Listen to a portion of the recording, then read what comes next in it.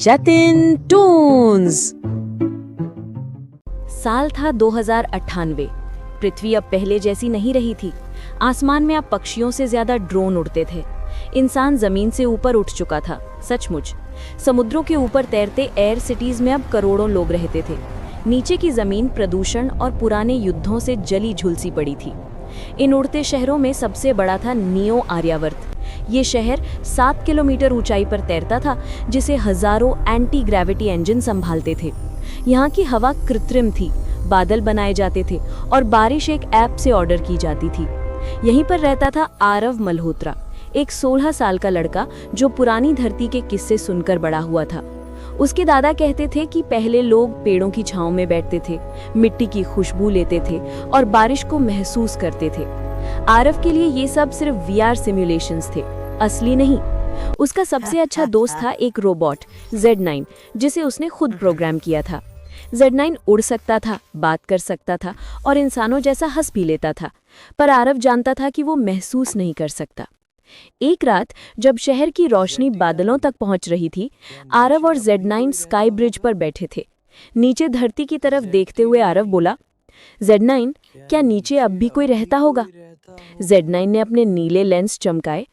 Data के अनुसार धरती अब 87% निर्जीव है, लेकिन कुछ संकेत मिले हैं किसी मानव गतिविधि के। आरव के दिल में कुछ जागा। वो हमेशा जानना चाहता था कि असली धरती कैसी थी। उसने तय कर लिया, वो नीचे जाएगा। नियो आर्यावर्त के नियम सख्त थे, नीचे जाना मना था। लेकिन आरव ने अपने पिता के रिसर्च लैब से एक पुराना सोलर जेट सूट चुराया और Z9 को साथ लेकर बादलों के नीचे उतर गया। जैसे जैसे वे नीचे गए, हवा भारी होती गई, रोशनी धुंधली और शहर की आवाज़ें गायब हो गई। नीचे फैली थी राख जैसी जमीन, टूटे टावर और जंग लगे वाहनों का कब्रिस्तान। लेकिन अचानक Z9 ने कुछ पकड़ा, एक कमजोर रेडियो सिग्नल। मानव आवृत्ति, बहुत पुराना कोड, उसने कहा। वे उस सिग्नल का पीछा करते हुए एक भूमिगत सुरंग में पहुंचे। वहां धुंधले कमरे में कुछ लोग थे, असली सांस लेने वाले इंसान। उनकी आंखें चमकदार लाइट्स की आदी नहीं थी, लेकिन उनमें उम्मीद थी। उनका नेता था डॉक्टर रिया सेन, जो कभी नियो आर्यावर्त की वैज्ञानिक रह चुकी थी। उन्होंने कहा, हम असली धरती को फिर से जिंदा करने की कोशिश कर रहे हैं। ऊपर के लोग भूल चुके हैं कि जड़ें कहाँ हैं। आरव स्तब्ध रह गया।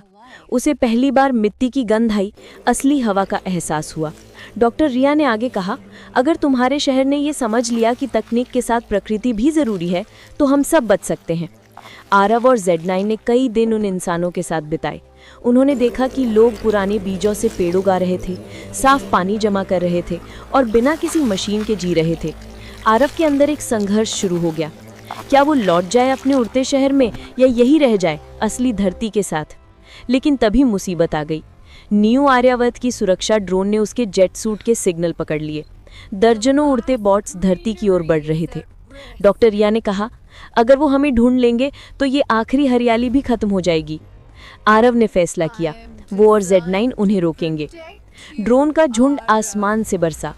आरव ने Z9 के साथ मिलकर पुराने ऊर्जा टावरों को ओवरलोड किया, जिससे एक विशाल इलेक्ट्रोमैग्नेटिक पल्स फूटा।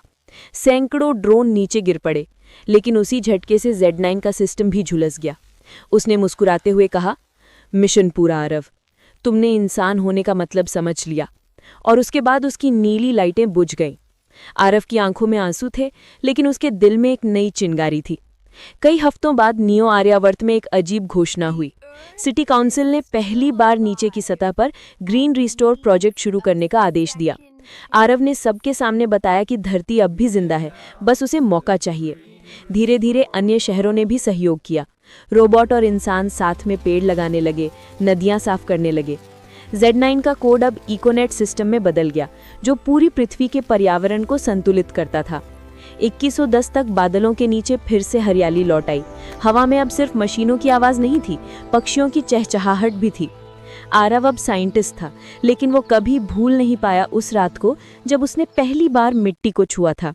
वो अक्सर कहता था, हमने उड़ना तो सीख लिया था, पर जमीन को भूल गए थे। असली इंसान वही है जो उड़ते हुए भी अपनी जड़ों को याद रखे। सालों बाद जब बच्चे फिर से स्कूलों में पेड़ लगाना सीखते, तो उनकी किताबों में एक नाम लिखा होता, आरव मल्होत्रा, जिसने धरती को फिर से सांस दी। और कहीं दूर एक पुराना रोबोट Z9, मिट्टी में आधा दबा हुआ पड़ा था, जिसकी छाती पर हल्की अक्षरों में अब भी लिखा था, फ्रेंड ऑफ ह्यूमैनिटी।